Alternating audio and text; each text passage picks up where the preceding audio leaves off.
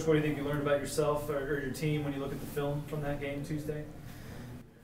I think the most encouraging thing, I always try to come out of a game and try to find the most encouraging thing I could, and there really wasn't anything encouraging in the first half, to be quite frank, but the difference between that game and Murray State game was that we actually competed in the second half, and I thought that was good.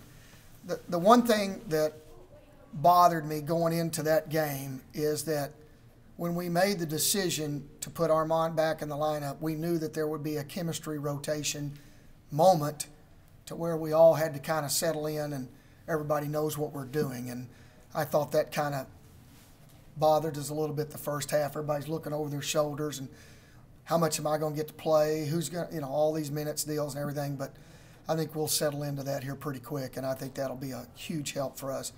The bottom line in this conference always has been, always will be, specifically in the last 10 years, you have to have great field goal percentage defense. You just have to. And there's no excuse to how we guarded, in my opinion, in the first half. Now, I don't want to take away anything from Drake because they made great shots. They were on fire, and we panicked in the first half. We went from offense, taking bad shots that led to great shots for them. But in the second half, we settled down. We guarded, we ran our offense, we executed better. But we guarded in the second half better, not like we're capable, but at least we came back out and competed, and that was a telltale sign to me. So what makes this change from one half to the other? Your halftime speech? No, I can't take credit for that. I can't take credit for that at all. Guys, I wish I could tell you. Marv, we've been here before. There's John. Hey, John. It's our bus driver. He's a great guy. You know, if I knew the answer to that, first of all, we'd never even put ourselves in that position. I've sit here and I've watched teams night in and night out since that game, and I've seen teams get down and come back. I mean, K-State was down 21 the other night and came back and won the game. I watched 2 games last night that there's no way in the world they could have lost the game, but they did. Or in the 2 nights, I should say, with Tulsa and Creighton. It was impossible. You can't lose a game. It's impossible. And so I wish I could explain everything, but I can't. The one thing that I'm confident of is that I really like these guys. I like them a lot, and I think we have a chance to just continue to get better. And as soon as we can get Teak back and get into a rotation, I'm very optimistic. How do you expect Armand to fit into the rotation going forward? I think Armand's got to fit in the rotation just like he has in the past.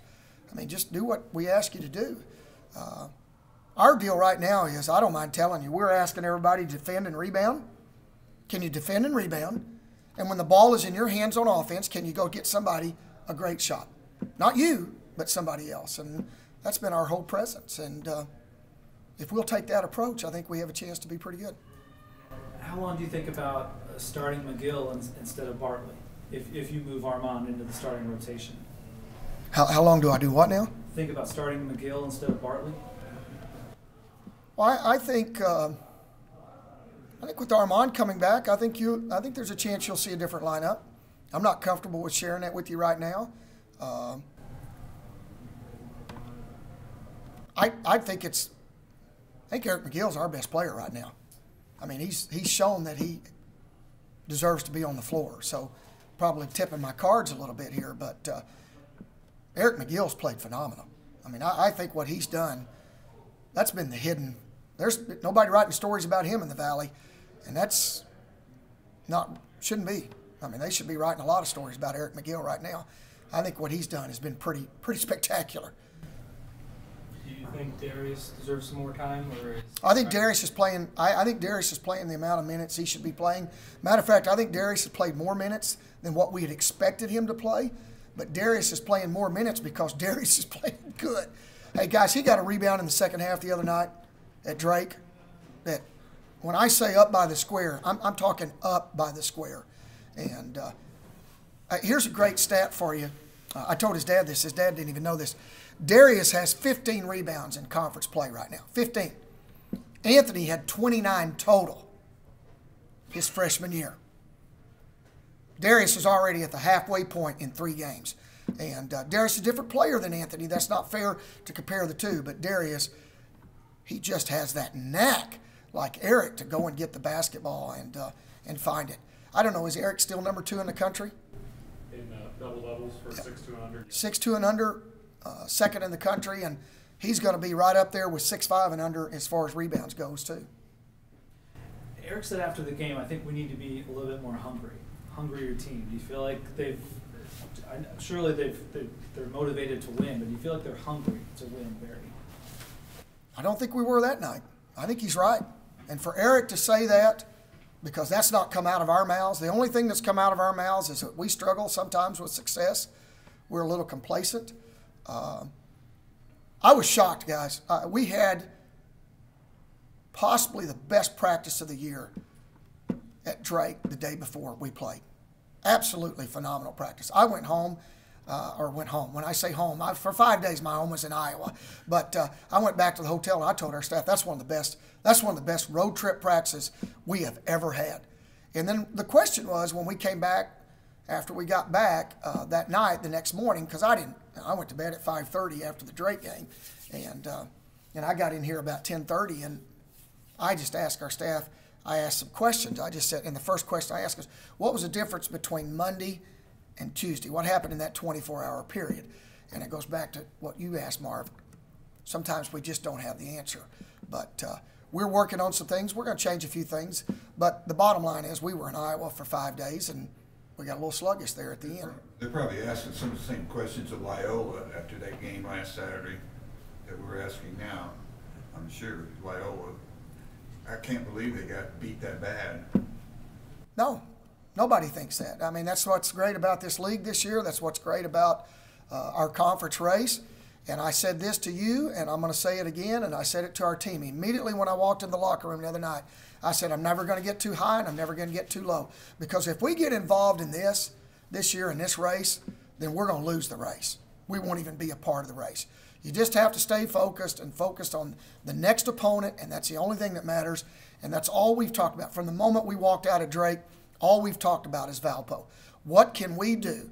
We're getting on the plane, and we had our staff up in the front of the plane, and all we talked about was, what do we need to do in order to beat Valpo? Coach, what do you see on the tape with Valpo? You know, they're big. God, they're big. Smits is just huge. He's the biggest, him and Krutwig are the two, I would say, biggest presence in our league as far as big guys. But Smits can just bury you. Fazekas is the taller version of Tyler Smith-Peters. 21 out of his 24 shots are from the three-point line. He's shooting 55%, I think, from the three in conference. Golden's playing well. Bakari Evelyn's playing well. Saki may be the fastest player in our league with the ball in his hands. I've never seen anybody that fast. Good gracious. I mean, who was it? Was it Satchel Paige? Turn the lights off and get in bed before the lights get dark? I mean, he's that fast. Was that right? Was it Satchel that said that? Yeah. You didn't mention Soroyo. He's really been playing well for them off the bench. What kind of challenge does he present? Well, the thing is that he does, Todd, and I should mention both big guys, is that, go big, sub-big. I mean, just two huge big guys in there. And 7-footers that know how to play, that are true back-to-the-basket power player guys. You would expect that out of Smits because of his father and all of that stuff. But you're right, Soroya is the same deal. So, guys, they've got 5 guys averaging double figures. I mean, a little bit in a mirror looking back and forth at each other. I think it's got a chance to be a heck of a ball game. Got about a minute here. When is Teague going to be reevaluated, Barry? Well, he's been reevaluated. He actually went through workouts yesterday. And when I say went through workouts, he went through non-contact. I don't want to say he ran up and down the floor because that is a really optimistic version of what he was doing.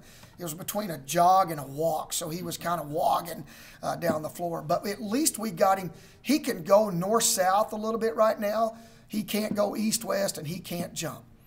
Teague's got the vertical. Teague and I are tied on verticals right now.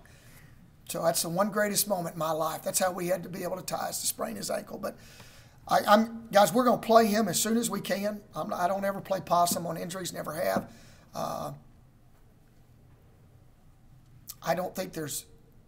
It'll be really interesting to see if we can get him back in the lineup next week. he's running like Rumpelstiltskin right now, and I don't want to take a chance of hurting him anymore. So we've got to make sure he's ready to go back in there and ready to play, because we all know the impact that this young man can make in our program when he's out there healthy.